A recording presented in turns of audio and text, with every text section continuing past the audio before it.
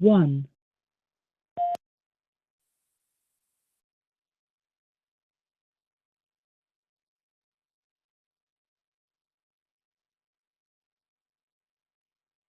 Hi, this is Michael Buffer, and you're listening to the voice of the people. Let's get ready for Boxing Voice. ThaBoxingvoice.com.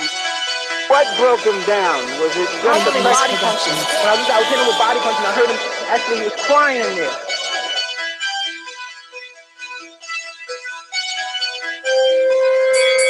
You were saying that Gibbs was crying when you hit him? Yes.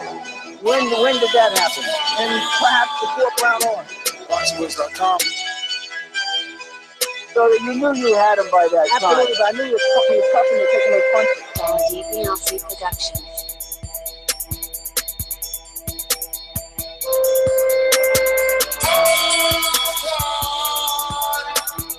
Making women's gestures like, oh. Let's go, champ. It's the champ. Keep saying the champ. With the fake champ. With Sally, right they could go. ThaBoxingvoice.com. I'm a team like he's a C-plus fighter. I'm a dominant, I'm a dog fighter. I'm talking about punishment. We're going to punish you for 12 rounds. Either the referee says you had enough, or you can say you had enough, or you can stay your ass there all night.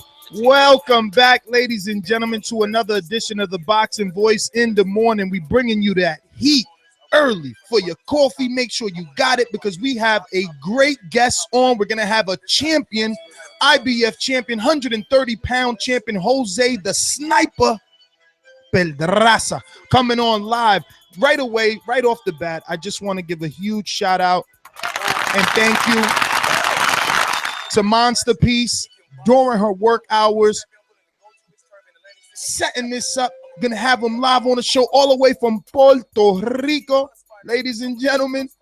Yeah, PR's own champ, Jose Pedraza. He's bringing it back for you guys. IBO champion, IBF champion.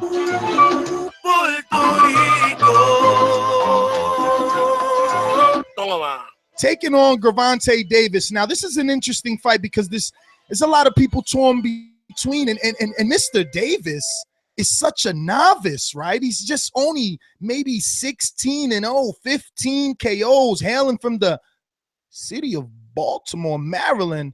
But before we get into our breakdown and give you our preview, well, rather mine's, right? Let me head over to the Sunshine State. Boxing MD, what's going on, brother? I know you want to sit in on this. We're going to head on over to the Sunshine State. Boxing MD, what's going on? Is that a fair statement to make? You have to be honest with yourself.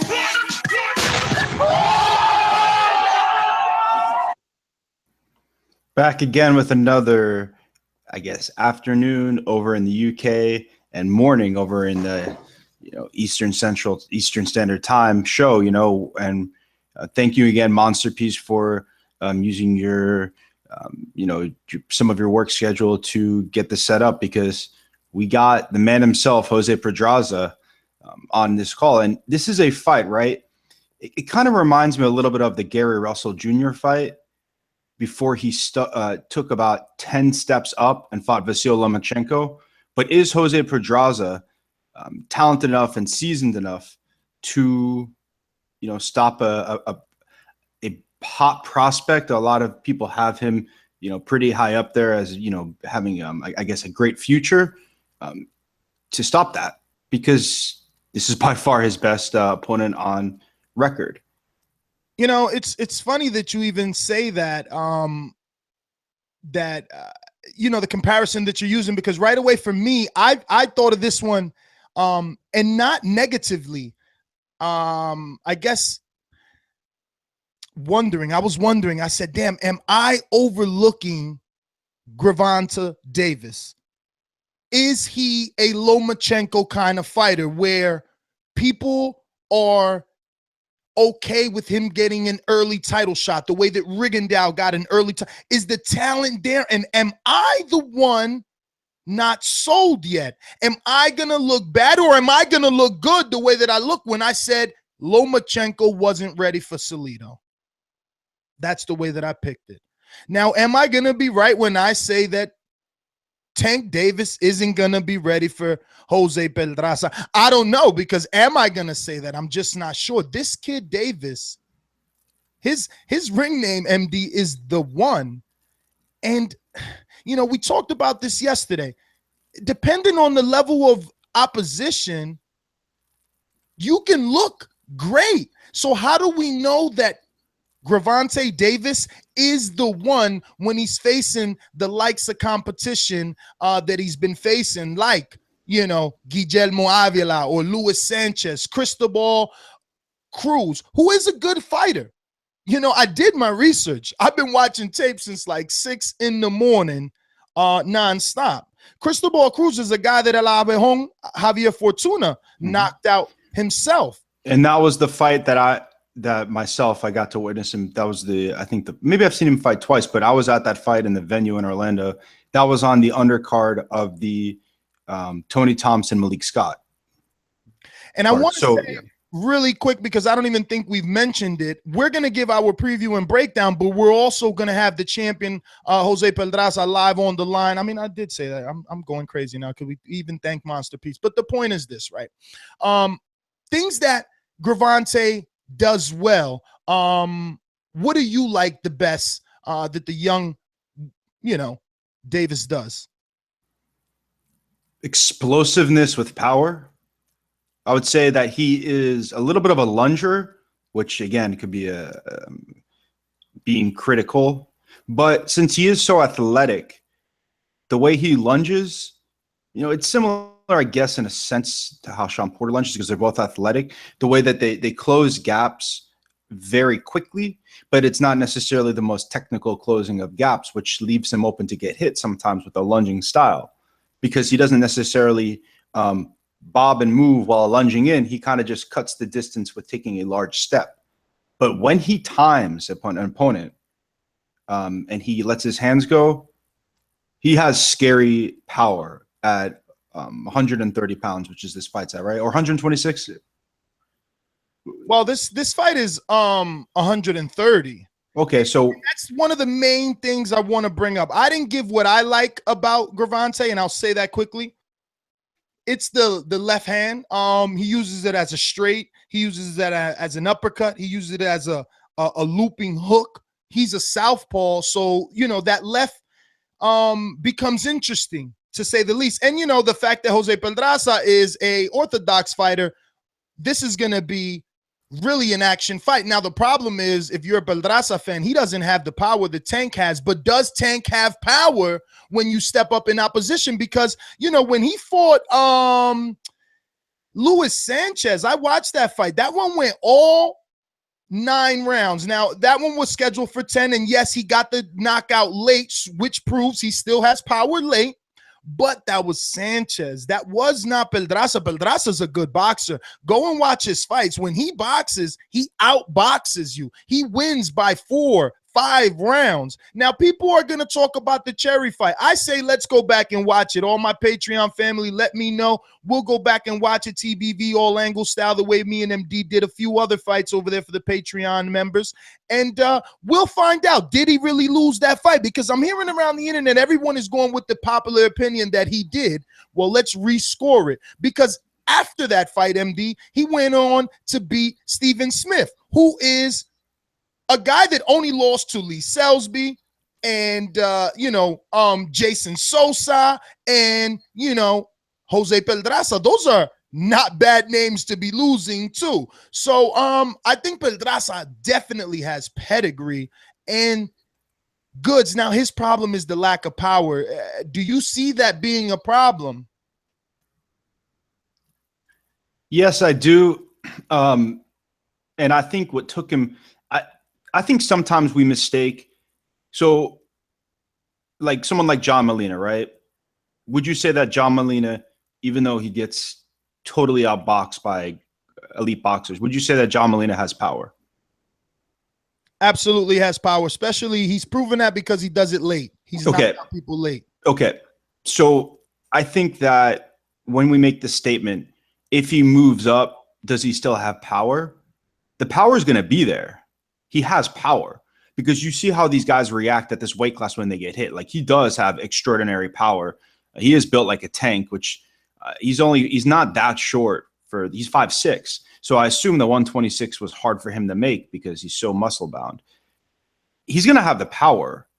And so like someone like John Molina has the power. Wait a minute. Is it going to be successful on Pedraza, who... Wait a minute, MD. Don't take this as me cutting you off. This is just you're totally confused here. Tank, you know, he hasn't fought at 126 in a long time, let alone 130. All right. So this kid is not only asking for a title shot on his 16th fight, but he hasn't been around the weight of 130 in over 2 years. So when he has to now don't get me wrong. Where's he been fighting? He's been fluctuating. He's taking the fights where he can. The Luis Sanchez fight was at 131, right? And a quarter, but that was in 2015. Yeah. After that, he fought as high as 135 and a half. You know what I'm saying? And that was June of last year, which means it's a lot of time off, holidays, Christmas. I mean, is he going to make that weight? Is it going to be easy to get back down to a weight you haven't been at in so many years, or at least a couple of years? I hear you. Well, maybe some of the reasons why he fluctuated with the weights is that in 2015 he fought 6 times, which is a lot, even for a prospect. And you know, in this day and age, especially a prospect who's been getting TV time. That's the difference. That's what PBC did bring us. Is they bring us the opportunity to see prospects. Is why we saw Gervonta Davis much earlier than we would if we only had HBO and Showtime available. So that is something that everybody should at least be positive about. PBC, myself included, has been a big critic of it, right? So I think that the weight will be much harder for Gervonta Davis to make because, like I said, he's 5'6". He's not 5'3".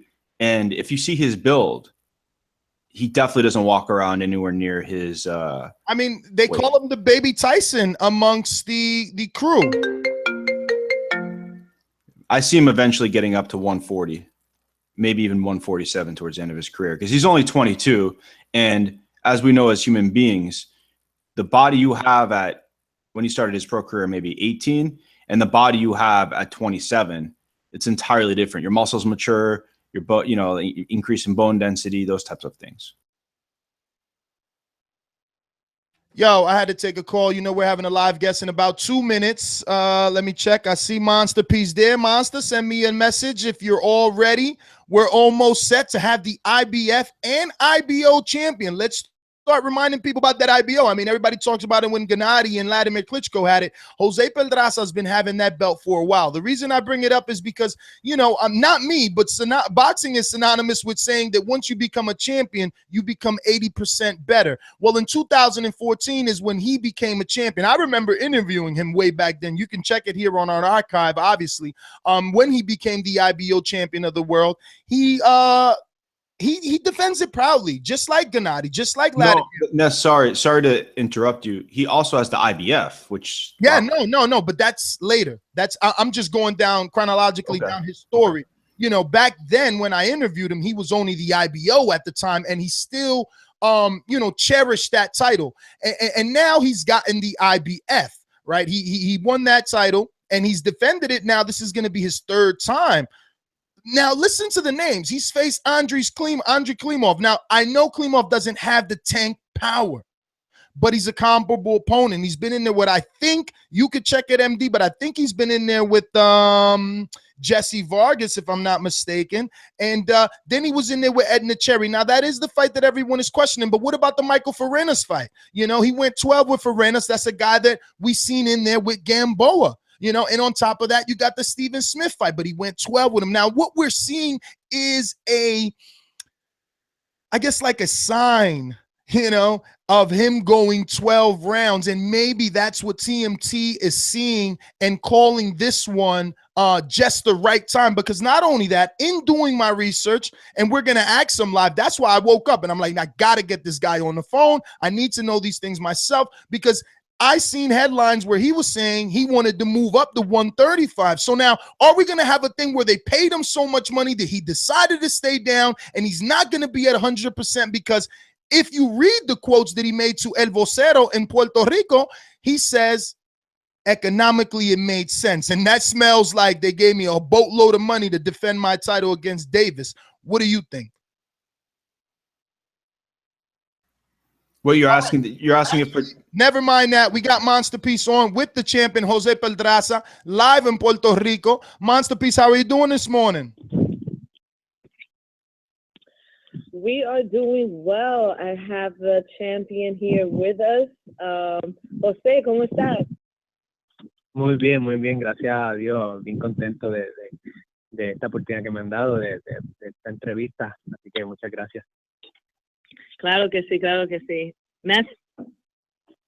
Well, first and foremost, obviously, I want to let the listeners know and thank him for taking the opportunity to give us this time to interview him. You know, he is just coming out of training camp. Now, my first question off the bat, Monster, is ask him, there was headlines that he wanted to move up to 135. How can he reassure us that he is going to be 100% at 130, and after the fight, we're not going to hear stories about him struggling to make the weight, and that's why he wanted to move up, and he only did it for the money? Okay, first, before we start, just wanted to tell everyone that Pedraza said that he was really happy to be here today. Pedraza, Nestor quería preguntarte que tú dijiste que querías moverte a las 135 libras. ¿Cómo nosotros vamos a estar seguros que tú vas a estar bien para las 130?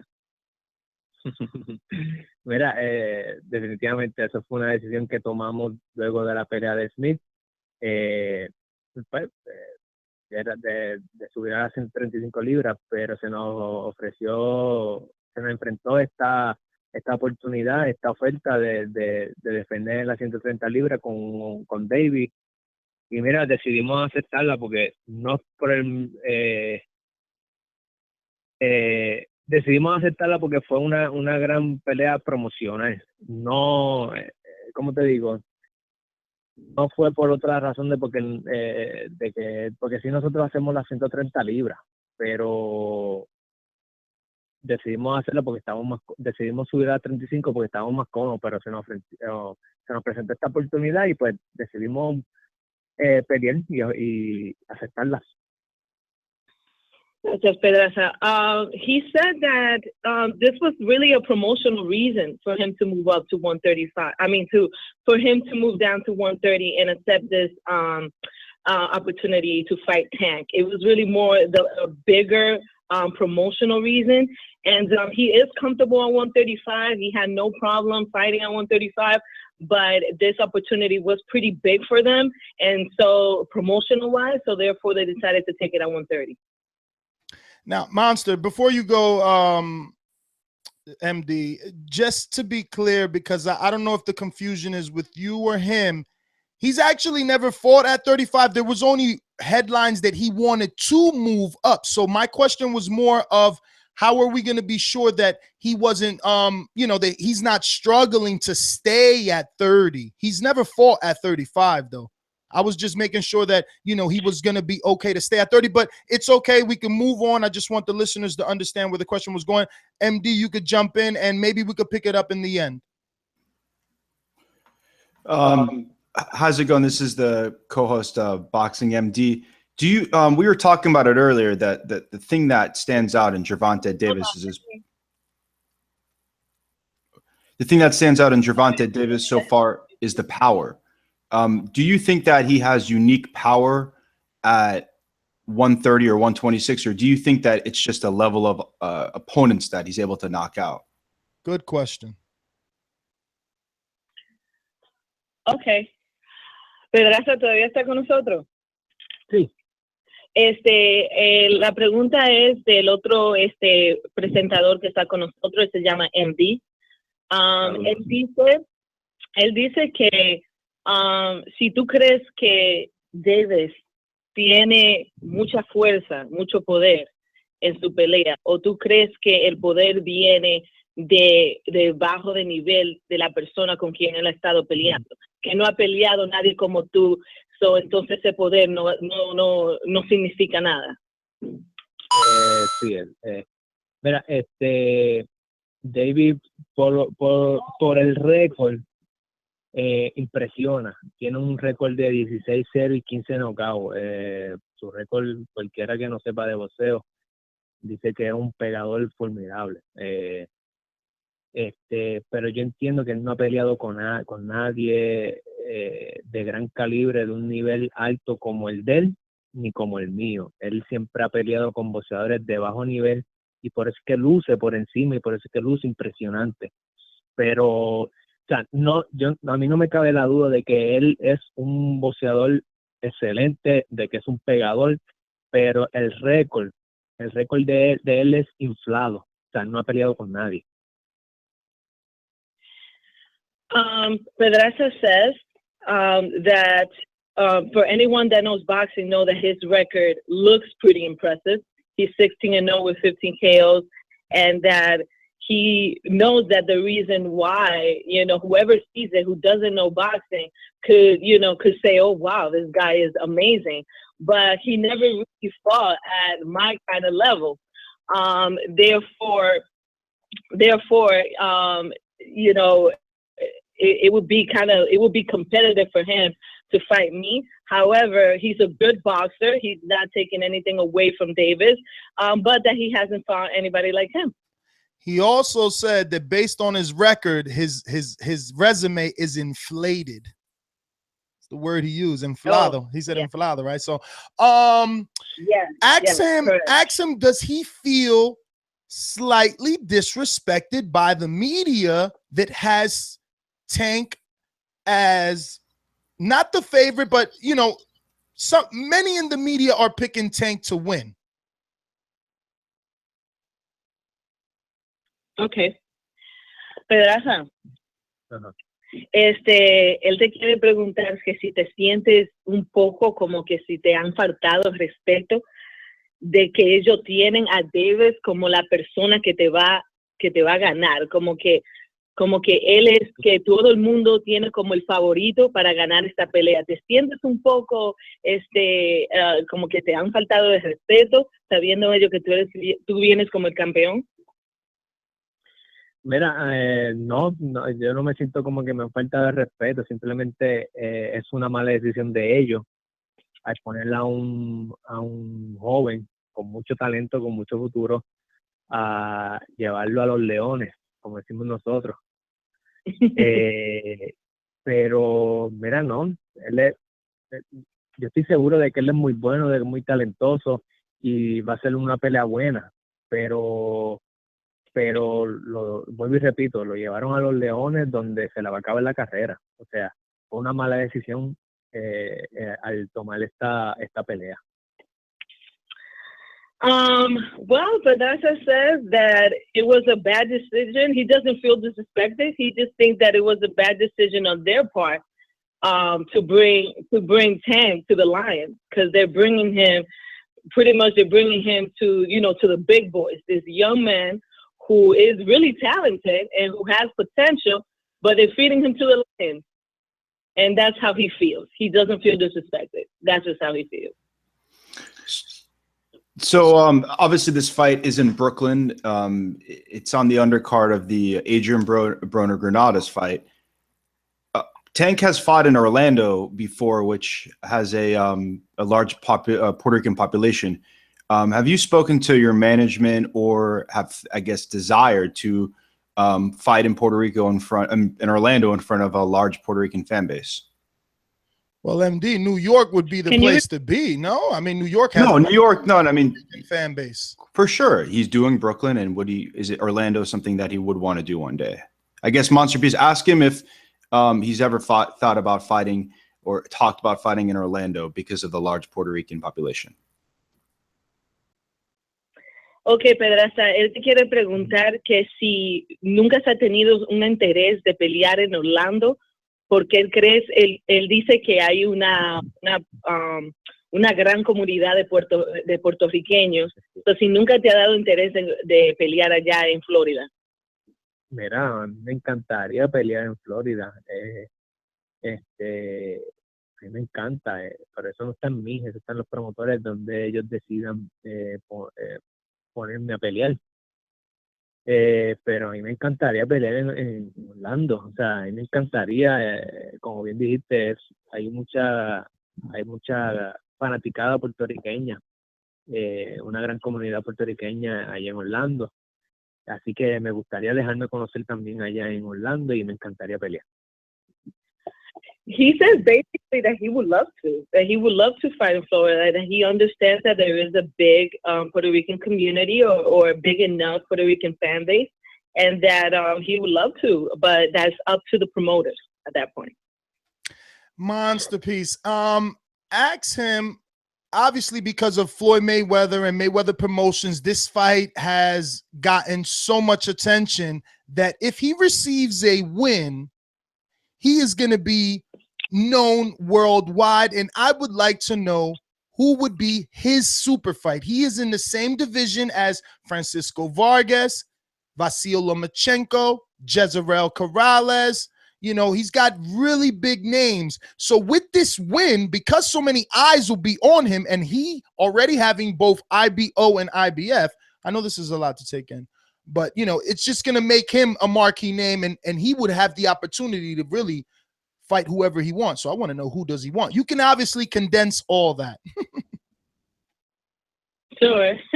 Pedraza, él quiere preguntarte que si, como esto va a ser una promoción de Mayweather, y como tú dijiste que esta oportunidad para ti fue grande por la promoción, él quiere saber si tú ganas esta pelea.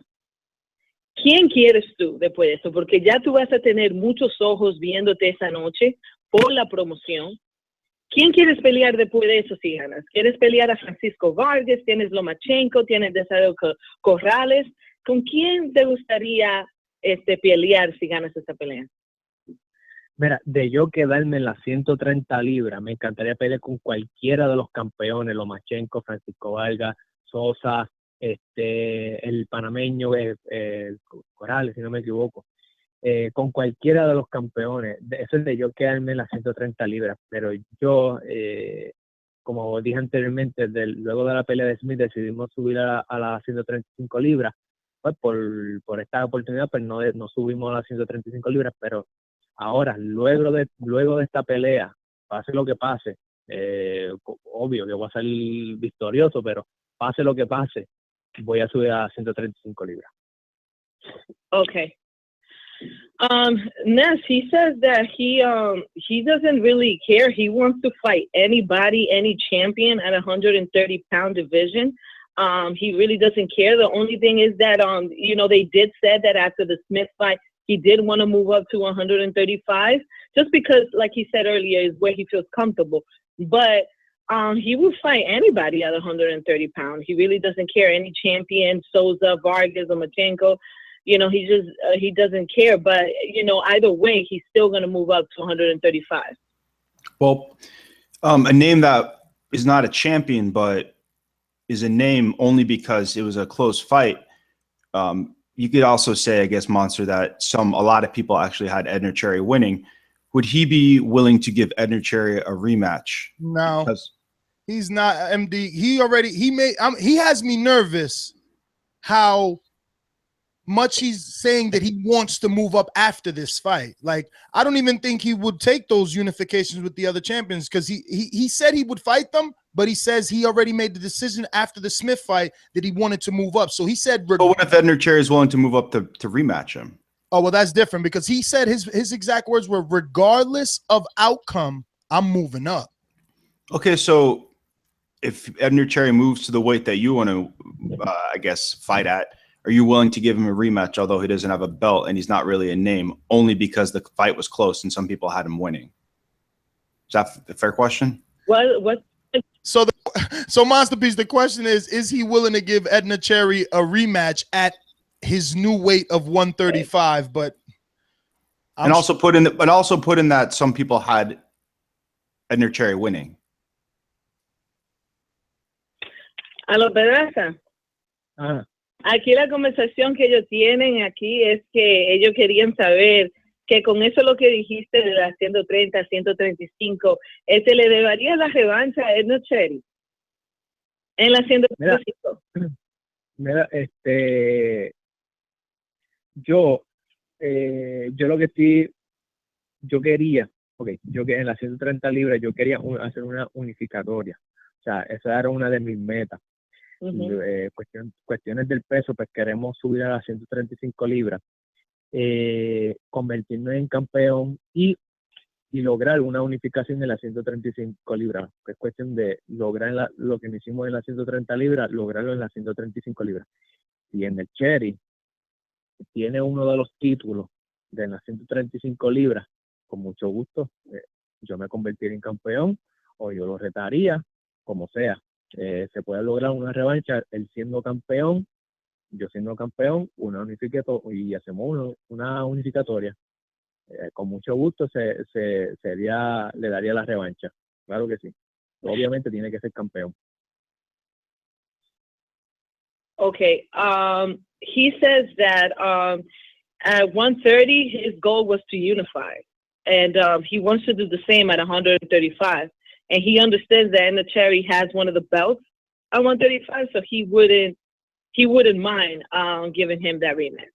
No, he said if he has the belt, but I'm gonna just tell him, oye, Jose. Yeah, that's right.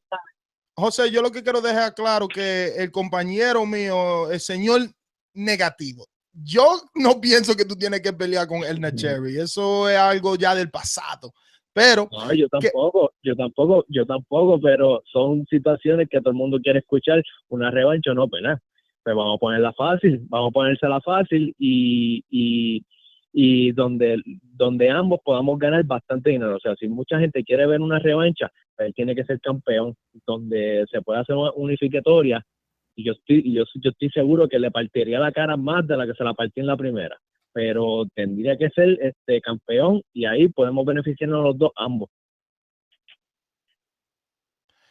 Yo estoy seguro que no va a haber suficiente interés del público. Y más si tú ganas esta pelea, ya tu nombre va a subir a un nivel que tú no vas a tener que mirar para atrás. En mi opinión. Definitivamente. En mi opinión. Pero no, yo pienso lo mismo, pero simplemente para contestarle preguntas, como tú dices, a la gente negativa, pues ahí está una respuesta. Exactamente. All right, Monster, you want to do some of that? This has been the most untraditional interview. But go ahead, Monster. You can. No ses hablador. Pedraza dice, I mean, he says that he doesn't really, for all the negative people out there, say that he needs to give him the rematch. I mean, he doesn't believe so himself. Also, as Nestor was saying to him, that Ness doesn't believe that he should give him the rematch. He himself just finished saying that he doesn't believe it either.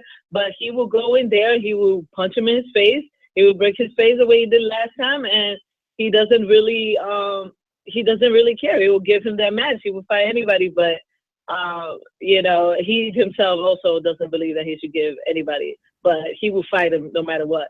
Like, he doesn't care if he gets the belt that he needs, and if he becomes a champion at that belt, and he has a belt that he wants, that he will fight him.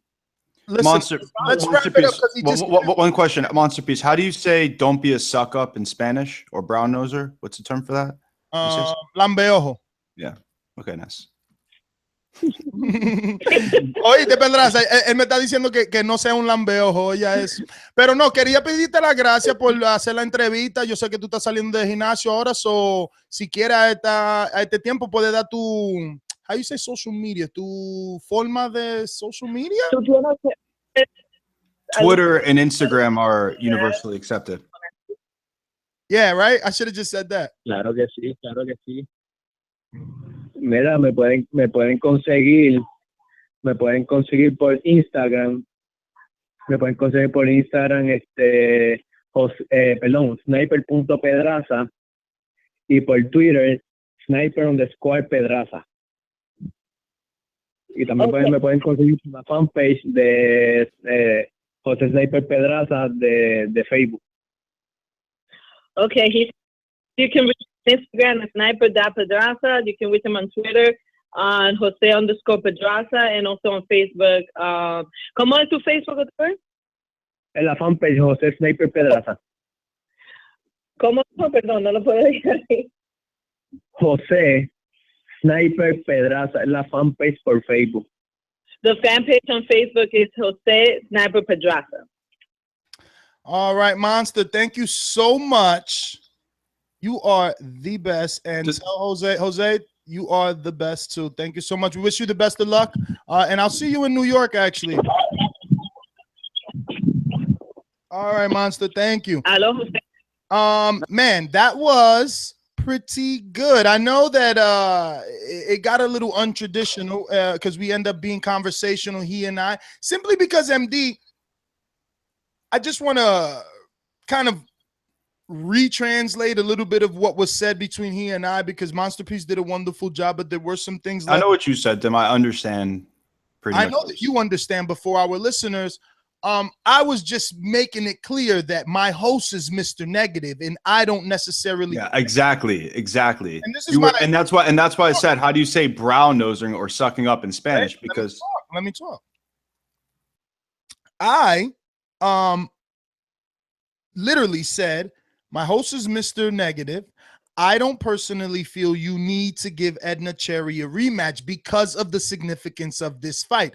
If you win this fight on this stage, your name will be on a different level where you won't need to look backwards. That's literally what I said. I'm pretty good at remembering that shit. Damn.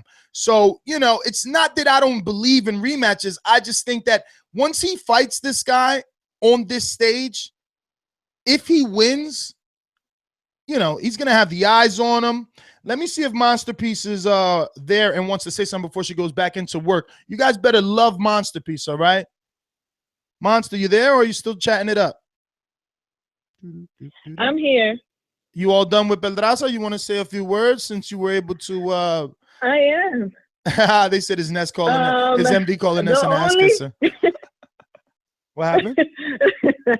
The only thing I would like to say to all the real Spanish-speaking audience that we have out there, I never thought that translating was gonna be that hard. I'm gonna take back everything I said about the guy that translated on HBO. I used to talk so much shit. Used to say that he's the worst translator in the world, but it's not really that easy when you're really under pressure. You got to really condense it down. It's a lot to remember. Like even when Ness speaks English, if he speaks in a paragraph. The thing is that I'm not good. I you know, my questions are paragraphs. So I do apologize. So are mine. I'm long-winded. No, it's all right. It's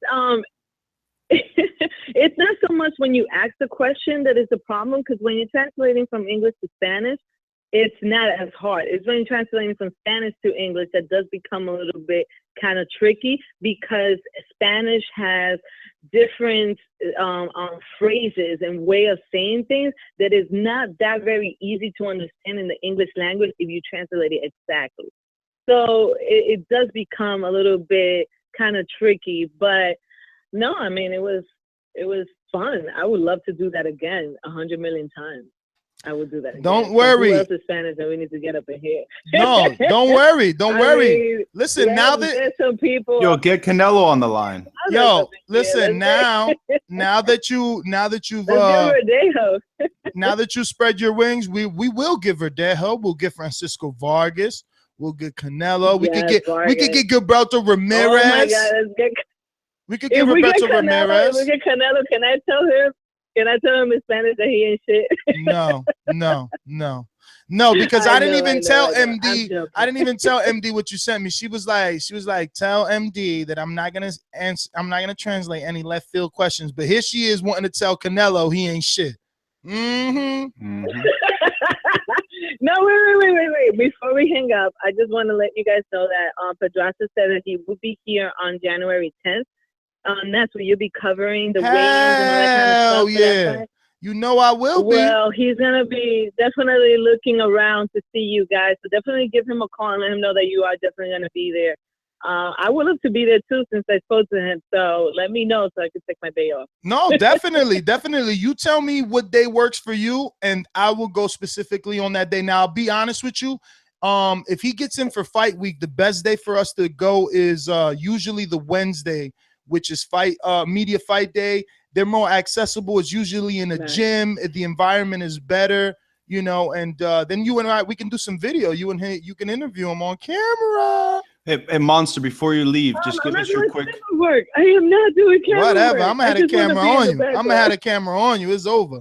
Yeah, Monster, before you get back to work, can you just give us your quick thought about the fight itself? Yes. What are your thoughts about the fight? Because you know, wait. Don't before I gotta interrupt you because this is her thing.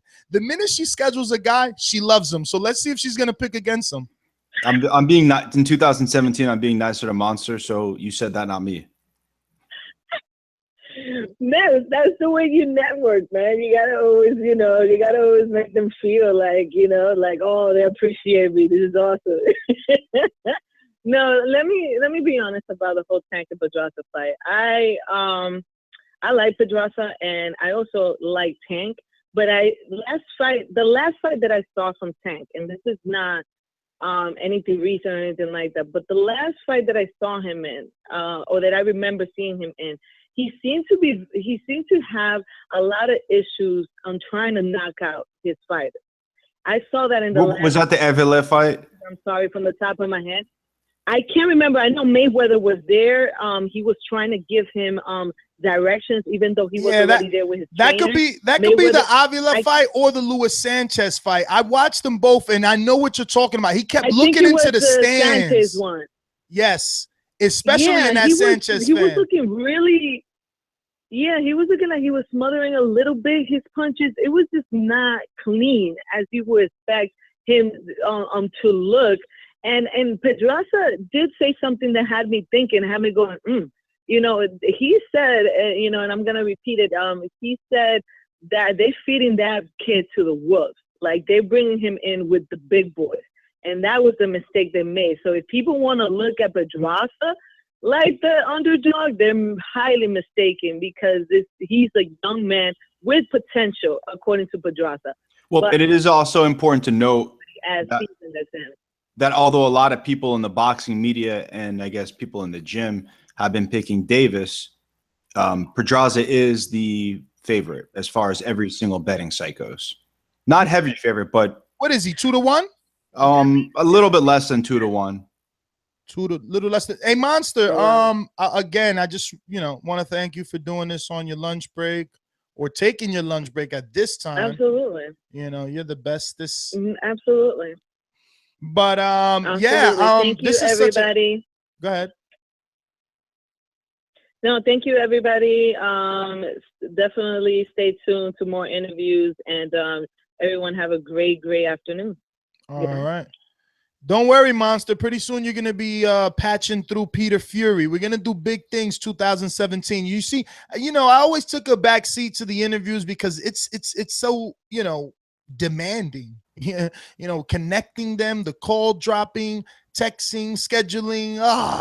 So, well, I think got the producer. Although Monster Piece doesn't like my left field questions, I think that some boxers, not all boxers, but some boxers don't necessarily have, because boxing is a different type of sport where you're not necessarily coached from a child in how to handle yourself in the media. Whereas, you play basketball, whether it be high school, college, and NBA, you have people to tell you how to interact with the media. So a lot of these guys aren't comfortable giving interviews. So you have to ask sometimes questions to get emotion out of the boxers, because sometimes it's a guy, yeah, I like this, I like that, I like it. It's kind of I guess monotone. But some guys, it's excellent. Like when we get on, especially like a trainer like a guy who we're close with, and what's his name? Rozier? What? Rozier? Yep, someone like him who's been on camera forever and has a personality. Or if we get someone like, no offense to him, who's that tall guy who got knocked out? He's from Minnesota. Boxer? Yes, tall, skinny. I've seen him fight before in the PBC. Oh, Jamal James. Exactly. You get him. Yeah. So what I want to do is ask everyone that if you're listening, hit the thumbs up for TBV getting this live guest, Jose Pedraza, IBF champion, who's going to be defending his title versus Gervonta Davis on Mayweather promoted Barclays Center card January 14th. hit the thumbs up. We're going to go back to discussing this one because now that we interviewed him, I'm nervous. I mean, I don't know how good your Spanish is, MD, but he sounds very serious about next fight, 135. There's nothing that could be done. That's not good then. Exactly. Like, can he make this weight safely? Safely, or safely where we get 100% Pedraza when he's going up against Tank Davis? I'm going to say no. I'm going to say no. Really? Based off that? Why would he be so wanting to? If he had no problem fight, yeah. If he was like, "Fuck it, I want the biggest fight either at 130 or 135 because I can make either weight easily." But now he's saying that he feels. But why would you feel better at 135 if you feel perfect at 130? Better means something is inferior. So he probably is going to be a little weight trained, which against a heavy-handed puncher maybe will have a bigger level of impact. And obviously, being weight trained affects your cardio as well. Punch resistance and cardio are two things that are heavily depleted when you are weight trained. Now, I assume he's going to be able to make it because he seems like a professional, but I do question him being 100%. So that is definitely something that has me. If I was picking Jose Pedraza, I would make me a little weary, a little more weary, I would say. Hopefully, I don't know. I contacted Tevin Farmer because he's about to switch his pick on air. Nestor Gibbs. No. I gotta be consistent.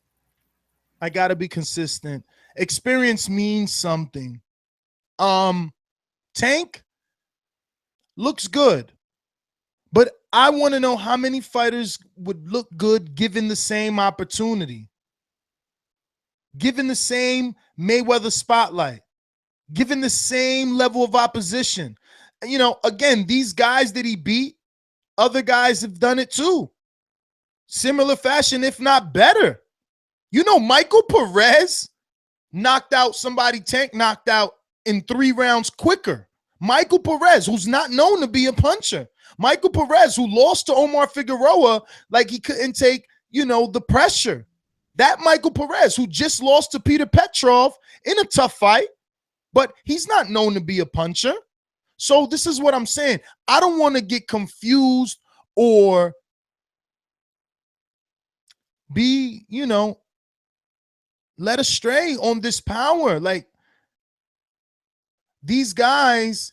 Now I've ranked. It's more than just power, though. I ranked there he's is. He's not a cave. Right. He's not a caveman that just as a flat-footed fighter, right, and just knocks people out. You're right, and I'm so happy you said that because I didn't want to go down that path. He's very athletic. How athletic is he? Do you see how he stays in? He's very gifted defensively too. Like you said earlier, he takes shots, but I think that the amount of shots, I wonder what the CompuBox are on that. Like maybe you're seeing him take, because in the Sanchez fight, he did take a few uppercuts, but like it was mental. He takes shots because I think that he's so talented as an athlete that when he sees a guy either take his shots or not be there, that his shots could land as flush, which what Monster is describing, I kind of remember, I don't know exactly what fight that was, that he mentally seemed to have a lapse. So I don't think it's necessarily what he lacks as a boxer. Well, I think it's jab. In that lapse. That is very true. In that lapse, he didn't resort to a jab. Now, Pedraza is a boxer, pure boxer, and a mover. Now, what I'm afraid of,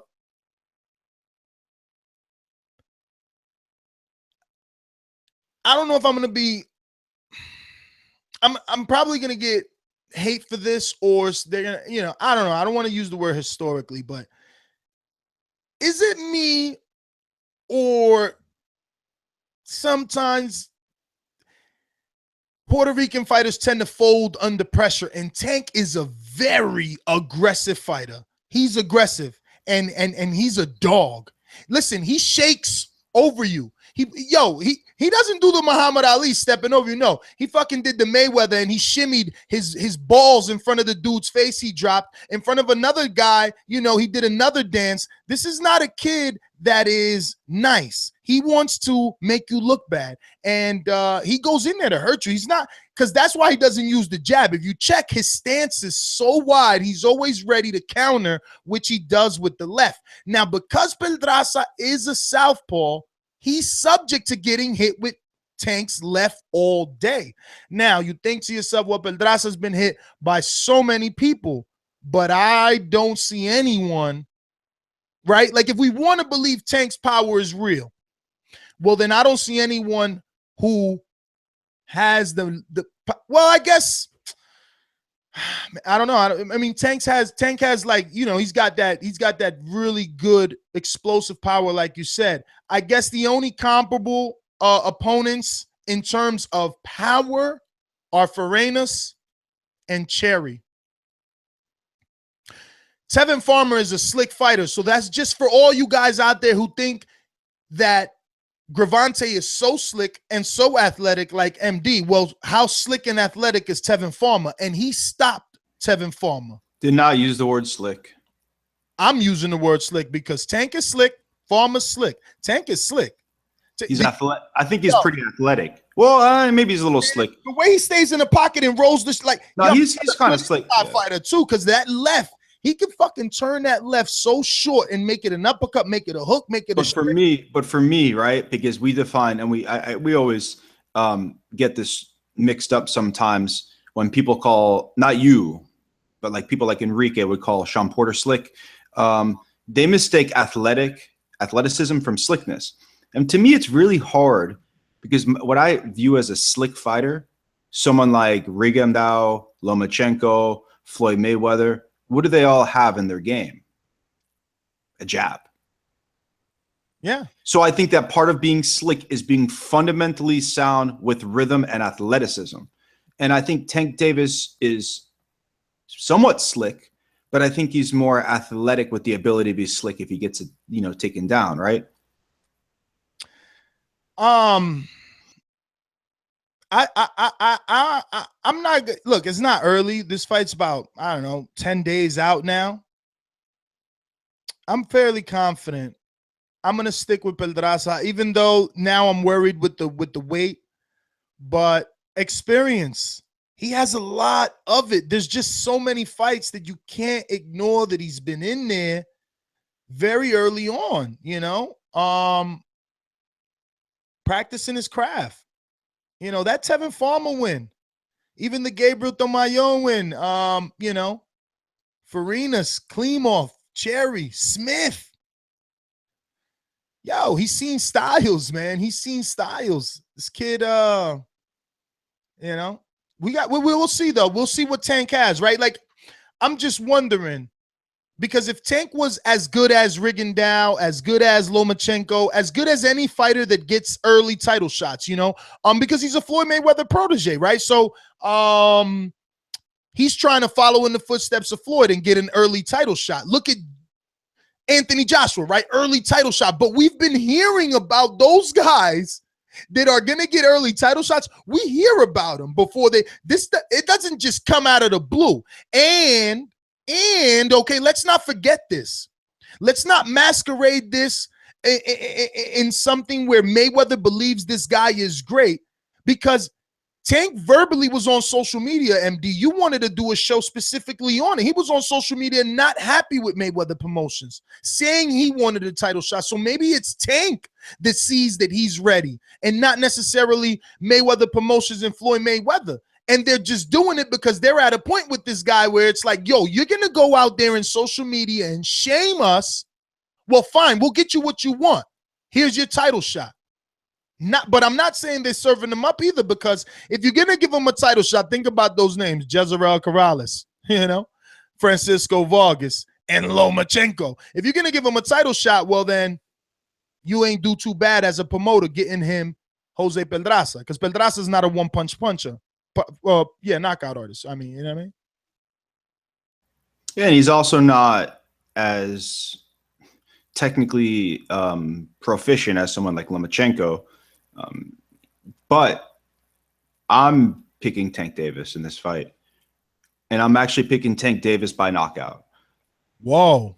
Yep. I think that it might take him a few rounds, and he might look bad in a few rounds and getting outboxed, looking kind of actually, I guess, like a deer in the headlights in the beginning of his fights, because I think sometimes it does take him a little bit longer than what we'd expect to see in a potential superstar to get the guy's timing right.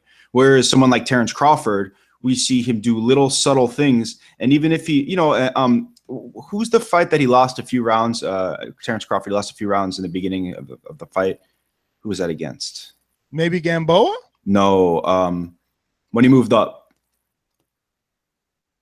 I think he's Cuban, not Cuban. He's a Latin American guy. Terrence Crawford? Yeah. Remember he fought Derry Jean. Before that, I think it was probably like Hank Lundy. Then after, somewhere in there was Victor Postal, Gamboa. I don't remember. I'm gonna have to check him. I'm gonna go look him up. Maybe someone in the chat. What's the point? Get to your point, and now my point is that even when Crawford is not winning, or he lost. Not Hank Lundy. My God, it's really the point I'm trying to make is that you see Thomas Delorme. Exactly, Thomas Delorme. I saw subtle things in which he was getting closer with the timing. He was getting a little closer. Maybe the punches weren't landing, but his feet were closer. And he looked the part, which is what the eye test is. And he never looked bad. Yeah, he lost a few rounds, but I wasn't worried about him losing that fight, because I saw what was coming because of the confidence and the pedigree and everything else that he provides. But Tank won't look like that. Tank will look bad in the beginning of the fight, but I'm convinced that, including the weight training, that he will time him and he will hurt him. I don't think it's going to be necessarily a one-punch knockout, but I think he's going to be able to stop him probably later in the fight. I'm going to look so good. I think you're all wrong, man. I think Pedraza's all wrong for Tank. We never seen him have to cut the ring off. He hasn't faced anybody like Pedraza. Pedraza's a mover. Pedraza was on his game with Smith. He showed that. He dropped Smith late, because he doesn't have Tank highlight reel knockouts. He got power, respect me power, because I didn't see Cherry bulldozing him over. You know what I'm saying? And Cherry has a chin. So he didn't go down, but we don't know what type of chin Tank has. We seen fucking Luis Sanchez, Kell Brook, Gennady Golovkin uppercut Gervonta twice in that fight. Let's see what Pedraza could do, who uses his jab well, uses his feet well. What I don't like is that sometimes he gets low. He likes to sway a lot. His side to side movement, he likes to sway, but he stays too low. He gives up his height because he's tall. He's 5'8.5". Tank is shorter than him. And Pedraza has the longer reach, and again, the experience. He's outboxed a lot of people. That's what he does. Box. Ferena's had overhand right power. Edna Cherry's name is Cherry Bomb. Plus, he was on a resurgence with Keith Thurman's trainer. I remember when I told y'all that Pedraza was fighting this guy, I said, don't sleep on this fight. And look, it's a controversial win for Pedraza. So he was able to stand up to that power. Listen, let's take some calls. We're gonna and before you take a call, and it's a great point that you brought up, that when you get low sometimes, right? When you get low, you let yourself off balance. Open. You're off balance and you're open. For what Tank does is he, with that left, he throws the uppercut too. So yes. I think that's his that left, he uses it over, under, and looping to the like a body shot, even though he's southpaw. So but that's my thing with a jab. See, no one is giving him a jab, and the people that try to jab him, they're not gifted enough physically. Pedraza is a good mover. Go watch him. He's like a fucking ballerina in there. If not, no, that's wrong analogy. Maybe like an ice skater, how they use the whole arena and shit, and then like it glides. He's pretty mobile in there. I just, again, don't like that he gets slow. And he might be slicker than Gervonta Davis. Might be slicker than Gervonta. Yeah, hell yeah. He's just so that's not getting the hype because he doesn't have the power. But again, we don't know. Where's my fucking Kanye? Where you at when I need you? We don't know. But slickness doesn't always mean that you're going to become a great pro, because I mean, look what happened to Saddam Ali. Yo, and remember, you know, Tank wants the fame. He needs the money. Remember, he's been social about, you know, wanting to move his family and his friends out of the hood. You know what I'm saying? So maybe he's believing in his own ambition a little too much. We don't know. We know what we know, and that socially, on social media, he was basically, you know, expressing anger that he wasn't getting the shots that he wanted. This is unprecedented. Again, he was biting the hand that feeds him. But it's still unprecedented when we see fighters get title shots at this level. We know them amateurly. You know, their amateur background. They have this pedigree. They have publicists. Everybody's pumping them. You know what I'm saying? They're pumping them. We didn't hear about Tank. He came out of nowhere. Now, I knew Tank because I'm deeply involved in the DMV area boxing circuit. You know, we got, you know, Juan Marshall over there always giving us tips, you know, that just like we knew about Jarrett Hurd a long time ago and all the Russells, you know, it's because we stay over there. But it's not like he was, I mean, don't get me wrong. Now, you know that because he's in that area, he's known in terms of boxers, right? Like, he spars with Broner and Rashid Warren and all the headbangers, everybody, Peterson's, both brothers, Lamont and Anthony, you know, Boog's young son, the Pratt sons, you know, it's just so much talent up there. Dusty, that's what I'm saying. He's sparred guys who are better than Pedraza and bigger. Maybe. And then, you know, he's going to Peterson's not better than Pedraza. No offense to Pedraza. Has he sparred guys? Maybe he sparred guys that are better than Pedraza, but he hasn't fought guys that are better than Pedraza. Without headgear, without the gloves, I understand. Yeah. You know, and sparring is one. Let's open up the phone lines. We've been chopping it up. We're going to go to the scholar from New York City, Suleiman. Talk to us. How you doing, this? This Mr. Pedraza is a gentleman. The way he speaks very eloquently. I think it's a level right there. Gervonta Davis is not his level right now. I think he just, you know, going too quick with his career. His management and his promotion made a bad decision because it's gonna show. This guy's gonna box. I'm really surprised he stops him by late round stoppage or unanimous decision because he's too short. He's too green for a world class fighter like that. And the show is becoming much better. You know, boxing. The Boxing Voice is putting a better product right now. You got guest boxing champions on the show. That's fantastic. That's great. I don't have nothing else to say. I'm speechless. Do you think Pedraza uses the double unbag? Yeah, we appreciate those kind words, man. That definitely means something. And that's what we are working here. And the Boxing Voice definitely to give you guys a better product. 2017, like I said, we're not only going to give you our opinion, we're going to always try and get someone close. Like I said, I reached out to Tevin Farmer and I reached out to the trainer of Jason Sosa and Tevin Farmer, Chino Rivas, because, you know, they were in negotiations with Tank. So, you know, he loves to watch tape. You know, Jason Sosa spars with that DMV Philadelphia area. So I wanted to see what we could have learned. I really wanted to get us an insight, and that's what we're going to try and do. No more are we just going to preview a fight with our own opinion. We're going to get some experts in, maybe Ronnie Shields, maybe an Al Bernstein, whoever, we don't know. Tell us in the chat. Is Suleiman still there? I just have a question. It's not the double inquiry. He hung up. Yeah. Well, I just wanted to know, because he's so, you know, big on like gym stuff, like, you know, even though he's not on that level, there's that level of sparring. Like, this is the thing. I mean, I'm asking this in general. Sometimes a pro hasn't really shown the progression in the way that we want to see a pro, where taking baby steps up to become a world champion, right? But the level of sparring that Tank gets, do you think sometimes that makes up for the lack of I guess baby steps, right? And sometimes it does, and sometimes it doesn't. So we'll see, right? I don't know, because, you know, while I don't know, I'm gonna just stay with that. I'm gonna say I don't know, because everybody that he's sparring isn't a world champion. You know what I mean? For sure. Or hasn't gotten to that level. You know, it's just the environment, though. You know, all that male testosterone, all that competition, you know, amongst your brothers. that pushes you to the limit. I was watching sparring a Tank too, man.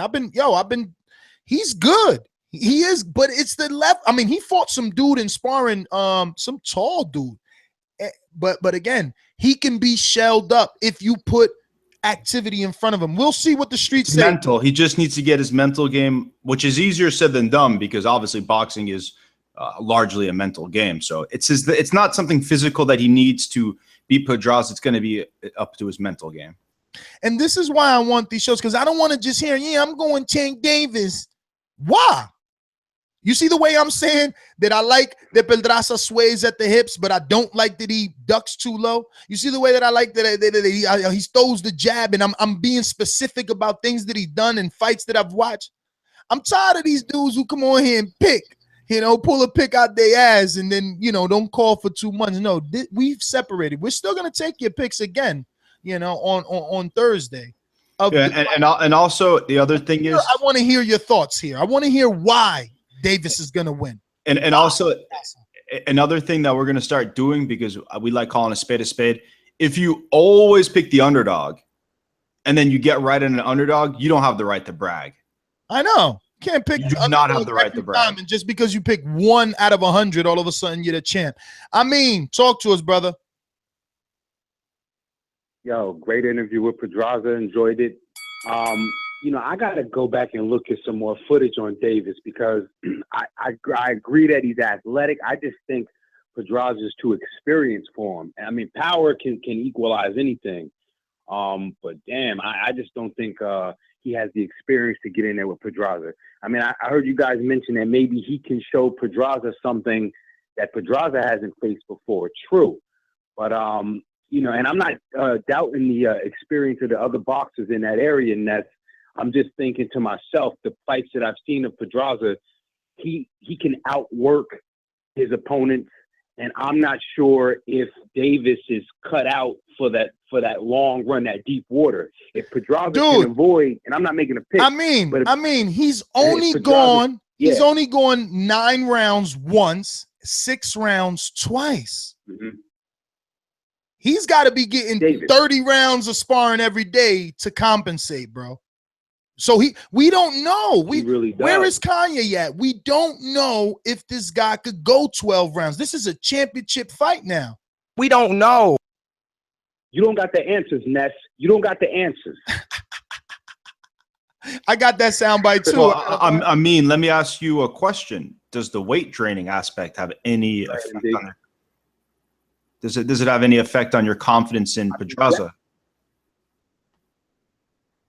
I mean, if anything, listen, I thought you was going the other way, MD, because I'm thinking with all that muscle Davis usually packs on, that quick burst of muscle, it don't do you any good. Plus, the more muscular you are, you kill your range of motion. So, yeah, he's got power, but he's built wrong. He's built wrong like Sean Porter is built wrong.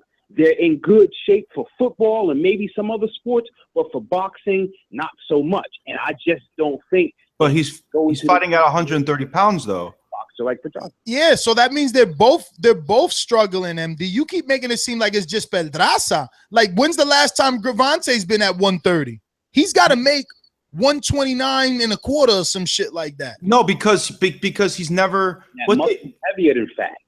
Of course, but what they do sometimes is when you don't have a title, they don't, I guess, force you to do. Yeah, no, absolutely. Yeah, absolutely. So you're right about that. When you're not campaigning for a title, you can negotiate fluctuation weights, but that still doesn't take away from the fact that he's never been within that weight. The last time, if you want to say when's the last time he's been there, he was 1.25 pounds away from it in 2016, but that was back in April of 2016. That's a long time ago.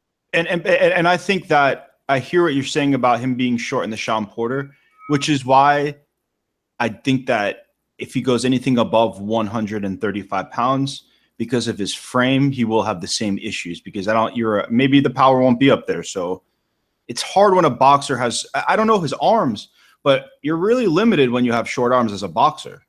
Let me see if they send me away. I'm gonna text. But Tim Bradley Tim Bradley's had a Hall of Fame career, borderline Hall of Fame career with a muscle-bound, short arms boxer. He just is not able to get the power. He just has something in him that's, you know, he's able to win. Desert Storm, you know.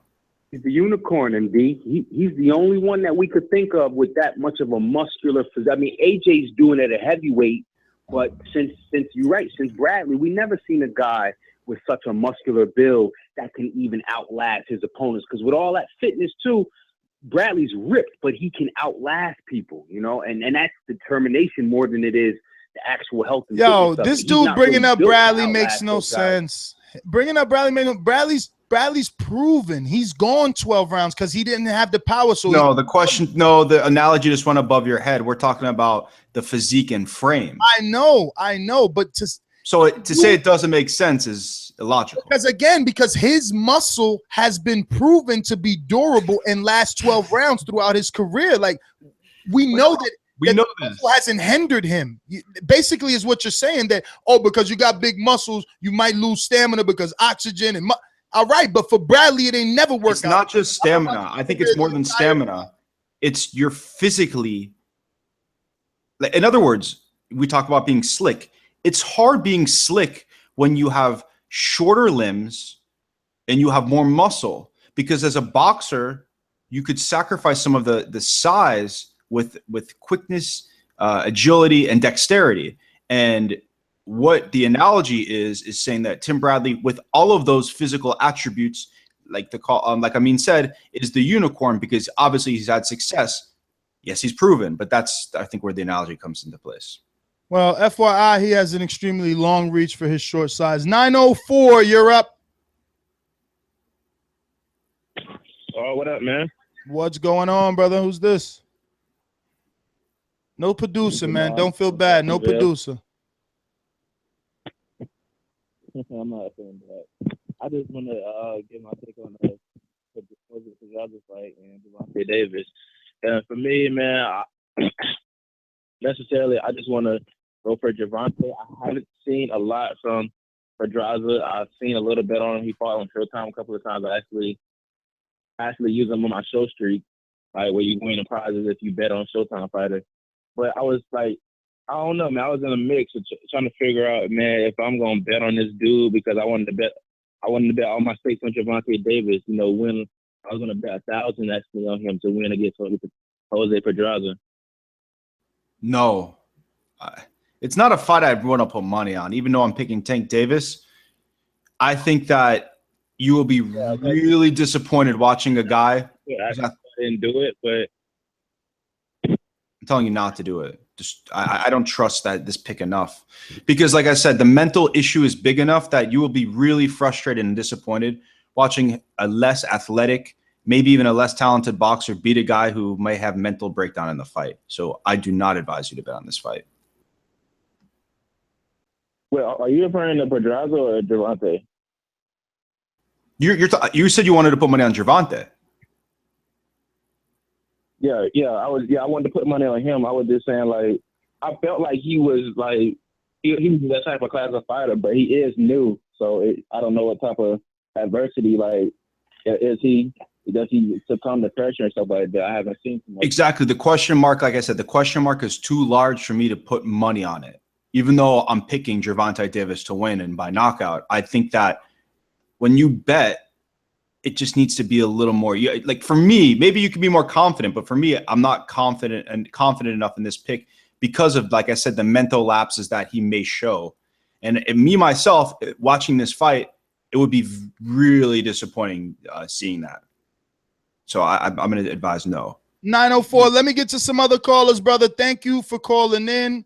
If you guys are enjoying the show and you enjoyed our guest, Jose Pedraza, IBF champion, who's going to be defending versus Gervonta Davis, Mayweather's own protege, hit that thumbs up button. Show your love around here. Hit that thumbs up button for Masterpiece taking off on her little lunch break to get that guest all the way from Puerto Rico. Let me get to, it looks like we got some alumni. Always good to get them on. I told y'all a long time ago, the Kirkland will go down in 3 rounds. Right hand. Strap me up. Next, I got milk, baby. What's up? What's up, Boxing Voice? Milkman, what's going on, brother? Nothing much, man. Y'all are doing it with the content, baby. I'm like a crackhead, baby. I can't get enough, man. I'm on the glass dick. That's how we love it. Hey, man, check it out. So, Yo, we give out knee pads to Patreon members. You know what I mean? He's a Patreon. Don't worry. I'm Patreon, baby. Holiday, man. I'm in, man. Y'all can have my money, man. Take it, please. You know, a couple of things about this fight. You know who Tank reminds me of? He reminds me of a southpaw Andre Berto. His slickness, I wouldn't say he's really slick. I would say he's explosive, right? Kind of the same thing with Andre Berto. And I think his athleticism kind of makes him look more slick than what he is. Pedraza is a slick boxer. He gets a bit too low at times.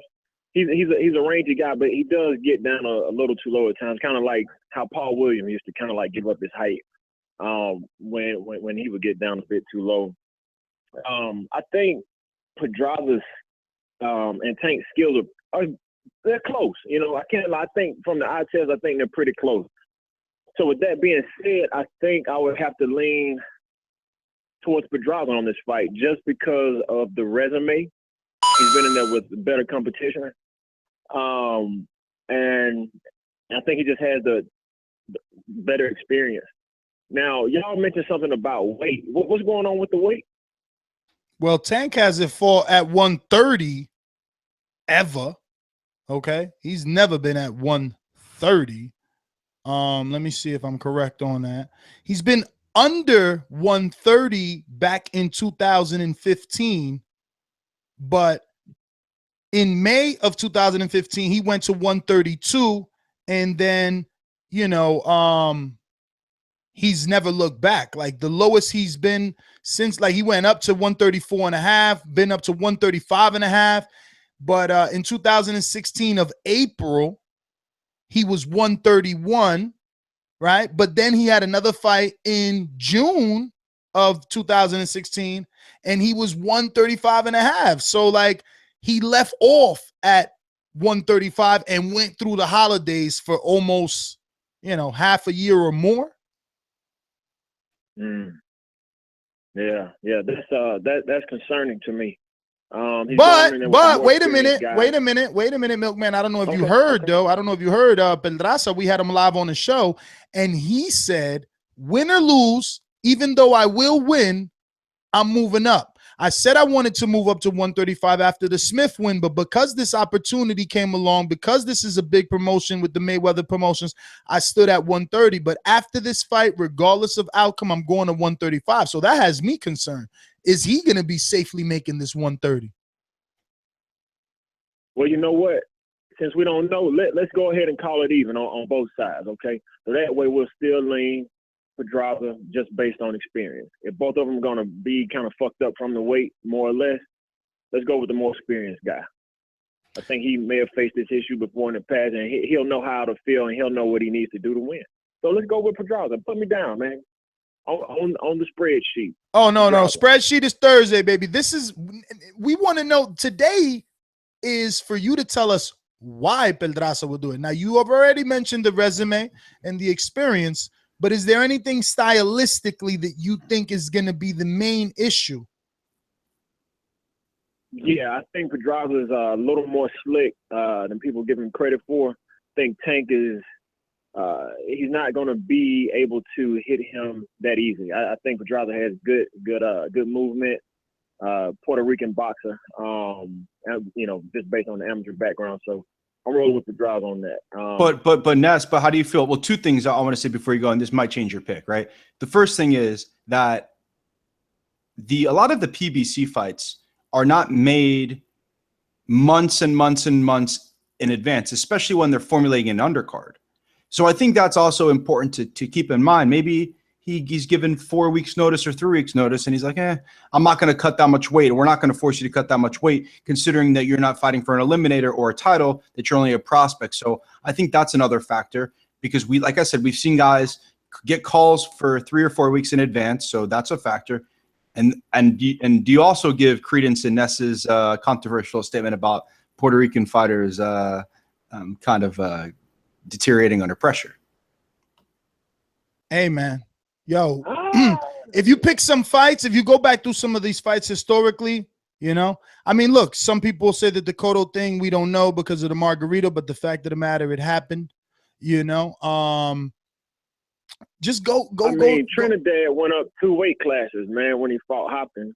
I mean, we really can't count that shit. Yeah, but he was tough mentally, but like you said, the Hopkins thing still happened, and he got dropped a lot. He got dropped a lot in his career. But you see, Pedraza's been dropping people. I'm telling you, Tank might be surprised by the amount of power. But listen, Milkman, got to get to some other callers. Thank you, as always. If you want to be like Milkman and you want to love the content and support TBV, support us on Patreon. Check us out there. We got more exclusive content never seen before. We're going to go to 404. You're live. We want to know your fight preview of this particular matchup between Jose Pedraza and Gervonta Davis. Who you picking and why? 404. 404. Going once. Well, before you go on to the next caller, because this guy's he kept his hand in his pocket. Does that make sense about the last minute, the last minute replacement stuff? Because we've seen again, like how the fights get put together. No, MD, it makes total sense. I told you that before, but what doesn't make sense is not being within that weight in such a long time span. It's not that long. The last time he's been 130 is when? Yo, you say 1 pound and a quarter isn't nothing except when, I don't know, Canelo needs to make 154, right? So coming in at 153 is tough. Or when he had to make 152. So 1 pound and a quarter is tough. He's going to cut weight for sure. But has Gervonta Davis said that he wants to campaign at 135? Yo, check this out.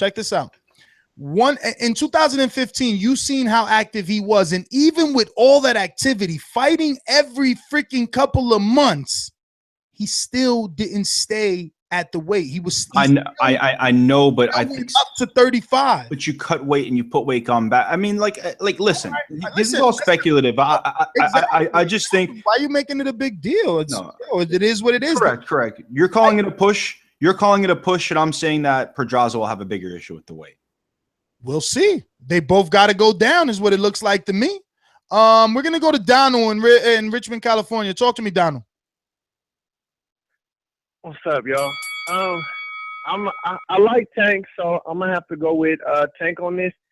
I feel like Pedraza, he has some respectable power, but if we look at power-wise, Gervonta has the more power, although he really hasn't went like 12 rounds before.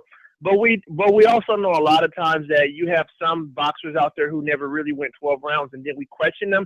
And then when we see them get into a 12-round fight, sometimes it's either sink or swim.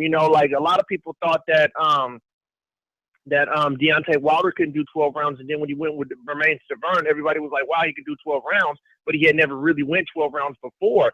So that's just a good example, and hopefully Tank will come out like that. But I think that I think Kovalev's an excellent example as well. Huh? I would say Kovalev's an excellent example, but he had an issue going 12 rounds cardio-wise against Ward, so maybe I take that back. Yeah. Well, I think, and then like how you guys said, it sounds like Pedraza has more of a issue on the weight because he's talking about going up. Is that what you guys were saying, right? Well, we're speculating. We're speculating because he's so, persistent on moving up after this fight, regardless of outcome. We're speculating: is it going to be difficult to make this weight? Well, then that's exactly what that means. That means that it's exactly difficult for for him to make the weight. Just like the trawler was saying, you know, he wants to go up to 160, and he's like, I really don't want another fight at 154 unless it's a really big fight. I unify with Canelo, but other than that, now I'm going to 160 because that speculates that you're having trouble making the weight. So if we're talking about weight issues here, looks like Pedraza is going to be the one having more issues with the weight versus Gervonta Davis. I think he's going to be more comfortable at that weight than Pedraza. But like I said, I got to go with Gervonta Davis. I feel like he's going to hurt Pedraza in the fight, you know, and I feel like that if Gervonta Davis wins, it's going to be by a knockout or a stoppage. I don't see Gervonta Davis going the whole 12 and winning by decision, because if he doesn't get the knockout and if he does have like issues with going the distance, he'll probably lose because in the later rounds he'll tire out because he put out too much power in the earlier rounds.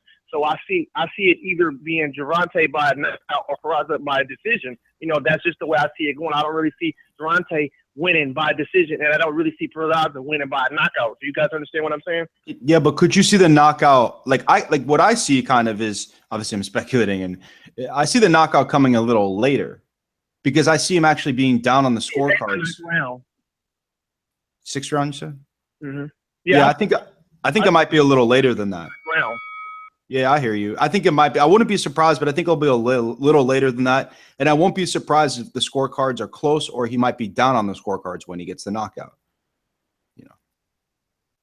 Well, Donald, you know, 1 round. Let me get to my next caller here. 404, you're up. Hey, Ness, yeah, take that Latin Goonies hat off, man. That's a bad look for you. Hey. But I'm not impressed with Pedraza, and I think Gervonta beats him. It's too explosive, too much speed. So you know, we'll see what happens. But that's all I got, fellas. All right, explosiveness and speed, MD. Yo, that's a nominee for Caller of the Year. Is that all that we need? Is Pedraza that basic that all you need is explosiveness and speed? Well, he has a little more than that. But explosiveness and speed aren't just, you know, they don't just come, it's just not common. And Gervonta Davis has uncommon explosiveness and speed, which put people on notice with that. Because when you fight someone like Davis, even if you are a more technical boxer and have a jab, you have to be aware of that and have to fight accordingly. Like, there's a reason why he's not going to stand in the pocket and exchange with him, because of the explosiveness and speed. So, you know. Well, I just got messages from Team Davis. There's a big difference when he's in camp and he's in shape and when he's not. This is the most conditioned he's been since I've known him.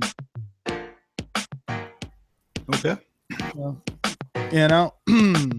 So you say take it with a grain of salt. Yeah, you know, we will see.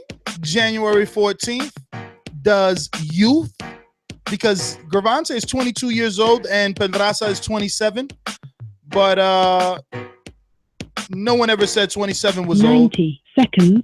But I am your host, Nestor Gibbs. Find me on Instagram and Twitter at NestGTO. Remember, in the future, present or past, you can always hit that thumbs up button. You can always go to iTunes and drop us a 5-star review, because it helps with the visibility of the show. If you want to continue to support the show and receive exclusive content, head on over to Patreon and check out what we got going on over there. And you can find my good co-host, the good doctor, at. You can find me at BoxingMD1 on Twitter. And I'm really disappointed I didn't get to ask him the question, would he buy, is he going to buy the Cotto Kirkland pay-per-view? Damn, that would have been a good. Why didn't you ask him that? That would have been a good. He would have said yeah, because you know Puerto Ricans are very patriotic. I don't know if that pay-per-view in Puerto Rico, maybe they get it on television there. Who knows? He might be over here. You never know, but he is out in Puerto Rico. Listen, we're gonna be back. Maybe today, maybe tomorrow. You never know. Make sure you subscribe right here.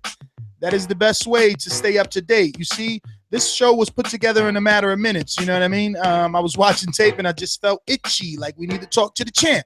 And that's what TBV can provide for you. So make sure you subscribe to us either here on YouTube or on Blog Talk or iTunes, so that you always get your notifications. See you guys later.